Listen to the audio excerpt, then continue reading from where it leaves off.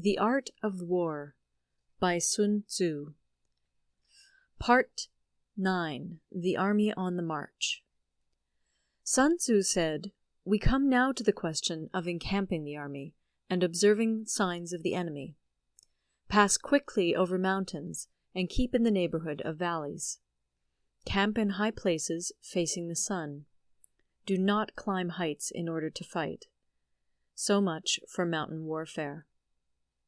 After crossing a river, you should get far away from it. When an invading force crosses a river in its onward march, do not advance to meet it in midstream. It will be best to let half the army get across, and then deliver your attack. If you are anxious to fight, you should not go to meet the invader near a river which he has to cross. Moor your craft higher up than the enemy, and facing the sun. Do not move upstream to meet the enemy. So much for river warfare. In crossing salt marshes, your sole concern should be to get over them quickly, without any delay. If forced to fight in a salt marsh, you should have water and grass near you, and get your back to a clump of trees. So much for operations in salt marshes. In dry, level country, take up an easily accessible position with rising ground to your right and on your rear, so that the danger may be in front and safety lie behind. So much for campaigning in flat country. These are the 4 useful branches of military knowledge which enabled the Yellow Emperor to vanquish 4 several sovereigns. All armies prefer high ground to low, and sunny places to dark. If you are careful of your men and camp on hard ground, the army will be free from disease of every kind, and this will spell victory. When you come to a hill or a bank, occupy the sunny side, with the slope on your right rear. Thus you will at once act for the benefit of your soldiers, and utilize the natural advantages of the ground. When, in consequence of heavy rains up country, a river which you wish to ford is swollen and flecked with foam, you must wait until it subsides. Country in which there are precipitous cliffs with torrents running between, deep natural hollows, confined places, tangled thickets, quagmires, and crevasses should be left with all possible speed and not approached. While we keep away from such places, we should get the enemy to approach them. While we face them, we should let the enemy have them on his rear. If in the neighborhood of your camp there should be any hilly country, ponds surrounded by aquatic grass, hollow basins filled with reeds, or woods with thick undergrowth, they must be carefully routed out and searched, for these are places where men in ambush or insidious spies are likely to be lurking. When the enemy is close at hand and remains quiet, he is relying on the natural strength of his position. When he keeps aloof and tries to provoke a battle, he is anxious for the other side to advance. If his place of encampment is easy of access, he is tendering a bait. Movement amongst the trees of a forest shows that the enemy is advancing. The appearance of a number of screens in the midst of thick grass means that the enemy wants to make us suspicious. The rising of birds in their flight is the sign of an ambuscade. Startled beasts indicate that a sudden attack is coming. When there is dust rising in a high column, it is the sign of chariots advancing. When the dust is low, but spread over a wide area, it betokens the approach of infantry. When it branches out in different directions, it shows that parties have been sent to collect firewood. A few clouds of dust, moving to and fro, signify that the army is encamping. Humble words and increased preparations are signs that the enemy is about to advance. Violent language and driving forward as if to the attack are signs that he will retreat. When the light chariots come out first and take up a position on the wings, it is a sign that the enemy is forming for battle. Peace proposals unaccompanied by a sworn covenant indicate a plot. When there is much running about, and the soldiers fall into rank, it means that the critical moment has come. When some are seen advancing and some retreating, it is a lure. When the soldiers stand leaning on their spears, they are faint from want of food. If those who are sent to draw water begin by drinking themselves, the army is suffering from thirst. If the enemy sees an advantage to be gained and makes no effort to secure it, the soldiers are exhausted. If birds gather on any spot, it is unoccupied. Clamor by night betokens nervousness. If there is a disturbance in the camp, the general's authority is weak. If the banners and flags are shifted about, sedition is afoot. If the officers are angry, it means that the men are weary. When an army feeds its horses with grain and kills its cattle for food, and when the men do not hang their cooking pots over the campfires, showing that they will not return to their tents, you may know that they are determined to fight to the death. The sight of men whispering together in small knots, or speaking in subdued tones, points to disaffection amongst the rank and file. Too frequent rewards signify that the enemy is at the end of his resources. Too many punishments betray a condition of dire distress. To begin by bluster, but afterwards to take fright at the enemy's numbers, shows a supreme lack of intelligence.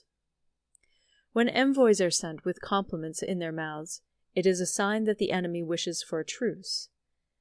If the enemy's troops march up angrily and remain facing ours for a long time without either joining battle or taking themselves off again, the situation is one that demands great vigilance and circumspection. If our troops are no more in number than the enemy, that is amply sufficient. It only means that no direct attack can be made.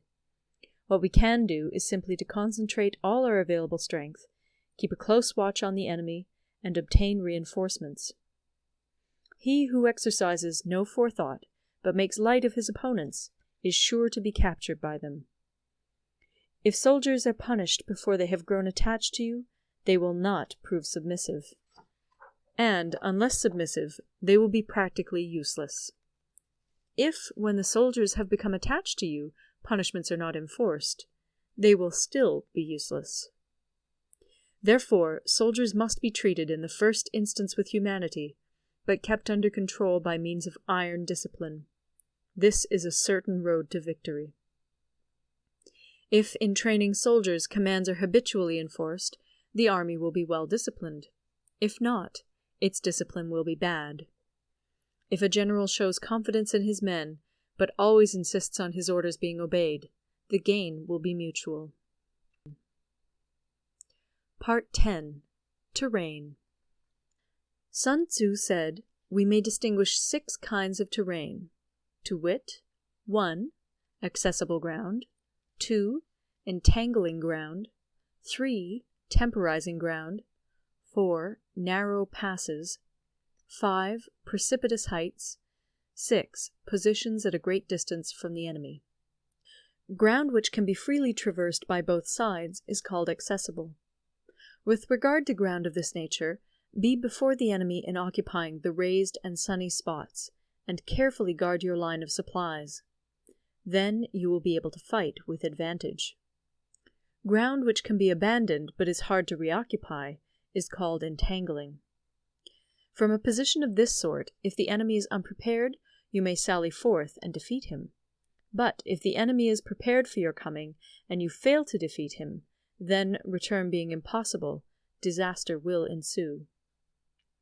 When the position is such that neither side will gain by making the first move, it is called temporizing ground. In a position of this sort, even though the enemy should offer us an attractive bait, it will be advisable not to stir forth, but rather to retreat, thus enticing the enemy in his turn. Then, when part of his army has come out, we may deliver our attack with advantage. With regard to narrow passes, if you can occupy them first, let them be strongly garrisoned and await the advent of the enemy. Should the army forestall you in occupying a pass, do not go after him if the pass is fully garrisoned, but only if it is weakly garrisoned. With regard to precipitous heights, if you are beforehand with your adversary, you should occupy the raised and sunny spots, and there wait for him to come up. If the enemy has occupied them before you, do not follow him, but retreat, and try to entice him away. If you are situated at a great distance from the enemy, and the strength of the two armies is equal, it is not easy to provoke a battle, and fighting will be to your disadvantage. These 6 are the principles connected with earth. The general who's attained a responsible post must be careful to study them. Now, an army is exposed to 6 several calamities, not arising from natural causes, but from faults for which the general is responsible.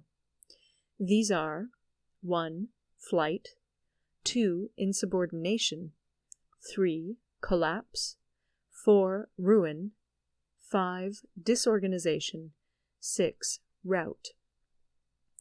Other conditions being equal, if one force is hurled against another 10 times its size, the result will be the flight of the former.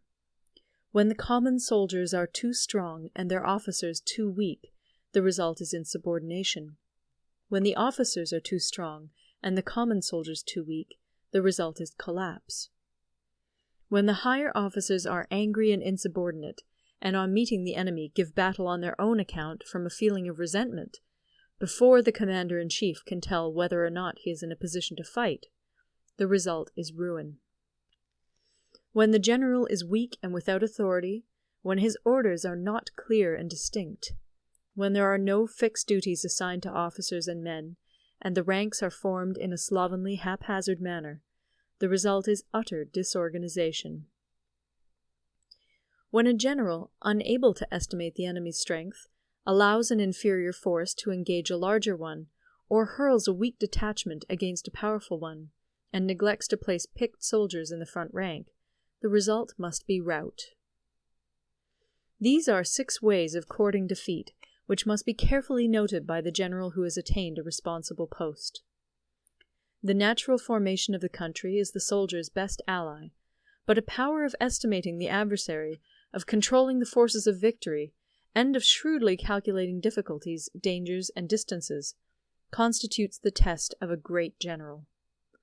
He who knows these things, and in fighting puts his knowledge into practice, will win his battles. He who knows them not, nor practices them, will surely be defeated. If fighting is sure to result in victory, then you must fight, even though the ruler forbid it. If fighting will not result in victory, then you must not fight even at the ruler's bidding. The general who advances without coveting fame, and retreats without fearing disgrace, whose only thought is to protect his country and do good service for his sovereign, is the jewel of the kingdom. Regard your soldiers as your children, and they will follow you into the deepest valleys. Look upon them as your own beloved sons, and they will stand by you even unto death.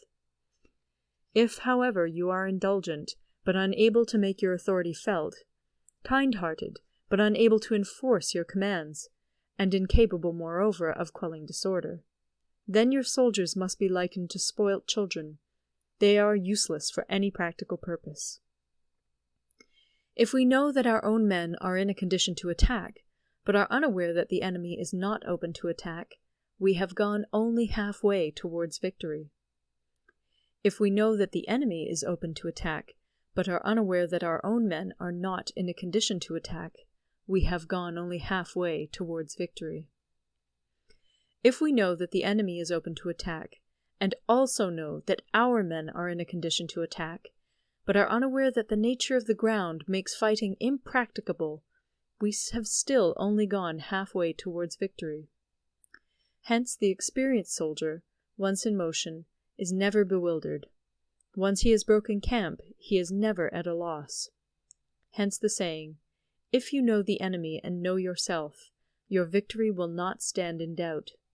If you know heaven and know earth, you may make your victory complete."